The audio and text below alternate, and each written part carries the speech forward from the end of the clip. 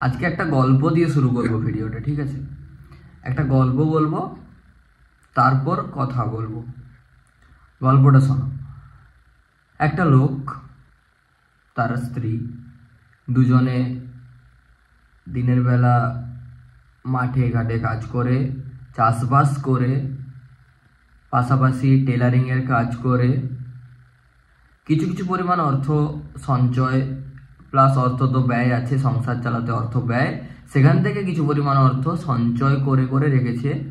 তাদের একটা মেয়ে আছে, সেই মেয়েটার পড়াশোনার জন্য সেই অর্থটা সঞ্চয় করে রেখেছে। সেই মেয়েটা প্রাইমারি স্কুল থেকে হাই স্কুলে গেল, হাই স্কুল থেকে 12-এর মানে 10-এর পর সায়েন্স নিয়ে পড়লো, এরপর স্বপ্ন দেখলো ডাক্তার হবে। সে ডাক্তার হলো, ডাক্তারের পড়াশোনা করলো, ডাক্তারের পড়াশোনা করে সে ডিউটি করলো হসপিটালে। ডিউটি চলাকালীন হাসপাতাল কর্তৃপক্ষের সঙ্গে সম্পর্কিত রাখা কিছু মানুষ রাতের বেলায় ডিউটিরত অবস্থায় যখন সে বিশ্রাম করছিল, তখন তার শরীরে 113টা কামড়ের দাগ দিল, তার চোখের চশমা ভেঙে তার চোখের মধ্যেই কাঁচটাকে ঢুকিয়ে দিল, তার পেলভিক গার্ডেল ভেঙে দিল, পা দুটোকে 180 ডিগ্রি ভাবে চিরে দিল, মেয়েটাকে রেপ করলো, মেয়েটাকে মেরে ফেললো, মেয়েটাকে তারপরে এনে পুড়িয়ে দেওয়া হলো, মেয়েটা ছাই হয়ে গেল। ডাক্তারে হওয়ার স্বপ্ন ছাই হয়ে গেল। টেলারিং মেশিন চালিয়ে টাকা সঞ্চয় করা বাবা মায়ের একমাত্র মেয়ে হারিয়ে গেল। তাদের বাবা মায়ের জীবন অন্ধকারময় হয়ে গেল। আজকে তার 100তম দিন হলো এই ঘটনার, এখনো সে বিচার পেল না। এখনো সে ওপরে বিচারের আশাতেই বসে আছে, এখনো তার বাবা মা বাড়িতে বিচারের আশাতেই বসে আছে, এখনো তার সহপাঠী সহপাঠকরা রাস্তায় বসে আছে বিচারের আশায়। বিচার কে দেবে? যে বিচার দেবে সে তার মাঝে নাটক করে নিজের বিরুদ্ধে নিজেই মিছিলে বেরিয়ে গেল, কিন্তু বিচার দিল না। 100 দিন হলো বিচার কেউ পেল না, বিচার কেউ দিল না। যে বিচার দেবে বলে যাকে সর্বোচ্চ আদালতের যে জাজ, সে পদত্যাগ করে দিল, কেস থেকে সরে গেল, কিছু ভুল হয়ে থাকলে ক্ষমা করবেন বলে, খুব সহজে একটা লাইন রেখে। কেউ বিচার দিল না তার। 100তম দিন হলো। আমরা কি করছি? আমরা বাড়িতে বসে জিনিসটাকে ভুলেই গেছি, আমাদের আর সেই জিনিসটা মনে নেই। ট্রেন্ডের মতো গা ভাসানোর ব্যাপারটা করছি আমরা। একটা ট্রেন্ড এসছিল, কয়েকদিন ছিল, তখন আমরা রাস্তায় নেমে ফটো শুট করলাম, রিলস বানালাম, তারপর বন্ধ করে দিলাম। আবার নতুন ট্রেন্ড এসছে, সেই ট্রেন্ডে গা ভাসাচ্ছি। আমরা মনুষ্যত্ব বিক্রি করে দিয়েছি আমাদের বাজারে। বিনে পয়সায় বা 1-2 টাকার লোভে আমরা আমাদের মনুষ্যত্বগুলোকে বিক্রি করে দিয়েছি। আমরা মানুষ আবার সংঘবদ্ধ, গোষ্ঠীবদ্ধ জীব। কোথায় সংঘবদ্ধতা দেখাচ্ছি, কোথায় গোষ্ঠীবদ্ধতা দেখাচ্ছি কিচ্ছু জানি না। ফুটফুটে মেয়েটার গায়ে 113টা কামড়ের দাগ আমরা খুব সহজেই ভুলে গেছি। আজকে 100তম দিন, আজকে 100তম দিন সে বিচার পেল না।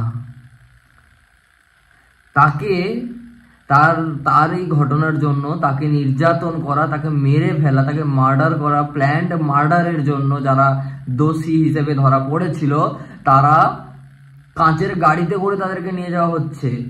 তারা কোর্টের বাইরে গাড়ি থেকে দাঁড়িয়ে সবাইকে সেলিব্রিটির মতো ফ্লাইং কিস দিচ্ছে। কার সাহসে দিচ্ছে? কোন সাহসে দিচ্ছে? নিশ্চয়ই তো পেছনে কারোর না কারোর হাত আছে। এইটা আমাদের মাথায় ঢুকছে না।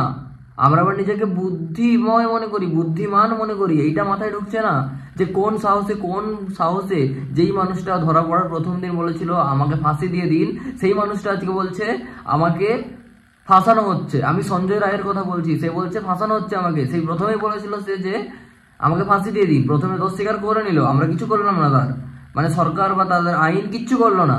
এখন সে বলছে আমাকে ফাঁসানো হচ্ছে। সে গেটের বাইরে গাড়ি থেকে বেরিয়ে সে ফ্লাইং কিস দিচ্ছে, আমরা সেটা গ্রহণ করছি, কিচ্ছু করছি না, আমরা সেটা দেখছি, সেটাকে ভিডিও করছি, দাঁত খেলাচ্ছি, রিপোর্টারগুলো শোরের বাচ্চাগুলো সেগুলোকে আবার কভার করছে, হেডলাইন বানাচ্ছে, গাড়ি থেকে ফ্লাইং কিস দিল সঞ্জয় রায়, কিন্তু বুক ফুলিয়ে ঘুরে বেড়াচ্ছে। ঠিক কয়েকদিন পরে ছাড়া পাবে, আর কোনো না কোনো পলিটিক্যাল পার্টির আন্ডারে ঢুকে গিয়ে তাদের পা চেটে পলিটিক্যাল পার্টির ঝান্ডা হাতে ধরলেই সমস্ত দোষ মাপ। এটাই তো হয়ে আসছে না। শিক্ষামন্ত্রী জেলে, অর্ধেক কটা মন্ত্রী জেলে, জেল থেকে ছাড়া পাবে, আবার দলের পতাকা কাঁধে নেবে, বাস আমি তো একদম ক্লিন, মানে একদম পরিষ্কার, আমার সাদা মনে কোনো কাদা নেই। এইগুলোই আমরা দেখে আসছি, এগুলোকেই আমরা পছন্দ করছি, দিনের পর দিন এগুলোকেই আমরা টলারেট করছি। তাহলে কোথাকার মানুষ আমরা? আমাদের মনুষ্যত্বটা কোন পশ্চাৎপদে, কার পশ্চাৎপদে ঢুকে আছে? আমরা মানুষ নই, নিজেদেরকে আর মানুষ বলে লজ্জা দিয়ে লাভ নেই। সত্যিটা স্বীকার করো, বলো আমরা মানুষ নই, আমরা অন্য প্রাণী, আমরা হিংস্র প্রাণী। যারা নির্যাতন হতে দেখলে আমরা খুব আনন্দ পাই, তার গায়ে 113টা কামড়ের দাগ বসলে আমরা আনন্দ পাই, চোখ ফেটে কাঁচ ঢুকে গেলে আমরা আনন্দ পাই। আমরা সেইরকম একটা হিংস্র প্রজাতির প্রাণী, আমরা মানুষ নই, আমাদের মনুষ্যত্ব নেই। একসেপ্ট দিস ফ্যাক্ট, তারপর বুক ফুলে ঘুরে বেড়াও।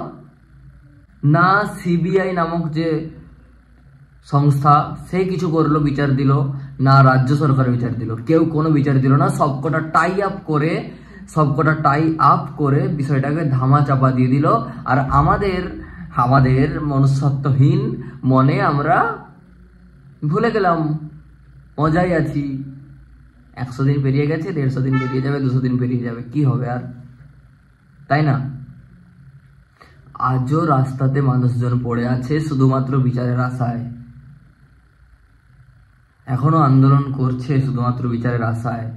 সকলকে রিকোয়েস্ট করব, বিষয়টাকে ভুলে যেও না, একটুখানি মনুষ্যত্ববোধটাকে জন্ম দাও, বিষয়টাকে ভুলে যেও না। তারপরেও কতগুলো রেপের ঘটনা ঘটেছে, কতগুলো বর্ধমানে ঘটেছে, আর কত যুগ ধরে এই থ্রেড কালচার চলে আসছে বিভিন্ন জায়গাতে, যার কারণে ঝাড়গ্রামের একজন চিকিৎসক ডাক্তার সে সুইসাইড করলো, নোট লিখে দিয়ে যে তোমাদের হাতে রক্ত লেগে থাকছে, রক্ত লেগে আছে তোমাদের হাতে, এইটা সে সুইসাইড নোটের লাস্ট লাইন লিখে দিয়ে সে মারা গেল। কেন হচ্ছে এগুলো একটু ভেবে তো দেখো, একটু তো মাথা খাটাও। নিজেরা ভালো আছি ভেবে সবাই ভালো আছে এটা মনে করো না। নিজেরা ভালো আছি, আমাদের তো কিছু হচ্ছে না, ওদের হচ্ছে, ওরা বুঝুক। এই ওরা বুঝুকটা কখন যে তোমার হয়ে যাবে তখন তুমি বুঝতেও পারবে না কিছু, চোখের নিমেষে তোমার দুনিয়াটা অন্ধকার হয়ে যাবে। তাই জন্য একটু দাঁড়াও, আওয়াজ তোলো, রিকোয়েস্ট করছি একটু আওয়াজ তোলো। 100টা দিন হলো, অনেকগুলো ঘটনা তো কোনো কিছুই হচ্ছে না, এই ঘটনাটা টানা হচ্ছে 100 দিন ধরে চলছে। অন্তত এটাকে নিয়ে তো উঠে দাঁড়িয়ে সমস্ত ঘটনাগুলোকে একসঙ্গে এনে সমস্ত কটার বিচার আমাদের পাওয়া উচিত। কাদের বলছি বা কাকে বলছি বা কেন বলছি আমি জানি না, কারণ কতজন কি করবে আমি তাও জানি না, বিচার কি আদৌ হবে আমি তাও জানি না। আশা রাখছি বারবার, সবার মতো আমিও আশা রাখছি, যারা রাস্তায় পড়ে আছে তাদের মতো আমিও আশা রাখছি। বিচার আমাদের পেতেই হবে, বিচার আমরা পাবো। শুধু একটু আওয়াজ তোলো, যেই জায়গাতে যেই রকম কাজ করো, যেই জীবিকাতে তোমরা নিজেদের জীবন যাপন করো, সেই জীবিকার মাধ্যমে তোমরা একটু প্রতিবাদ দেখাও। বিষয়টাকে দমিয়ে দিও না, দমিয়ে যেতে দিও না। ধামাচাপা ফেলে দিতে চাইছে সবাই, তুমি যাও না, তুমি চেয়েও না। তুমি করে এক এক করে যদি সবাই না চাই, তাহলে বিষয়টা ধামাচাপা পড়বে না, কোনোভাবে ফেলাতে পারবে না যারা চাইছে। একটু ভেবে চিনতে দেখো, একটু মাথা খাটিয়ে দেখো, একটু ক্যালকুলেশন করো। যেই লোকগুলো প্রথমে বলছিল আমি দোষী আমি দোষী, নিজেই আবার সেই বলছে আমি দোষী নয়, আমাকে ফাঁসানো হচ্ছে কেন? একটু ভাবো, একটু লজিক্যালি ভেবে বিষয়গুলো নিয়ে ফ্যাক্টের ওপর দাঁড়িয়ে একটু আওয়াজ তোলো প্লিজ। আর কিছু বলার নেই আমার, একটু ভেবে দেখো, একটু।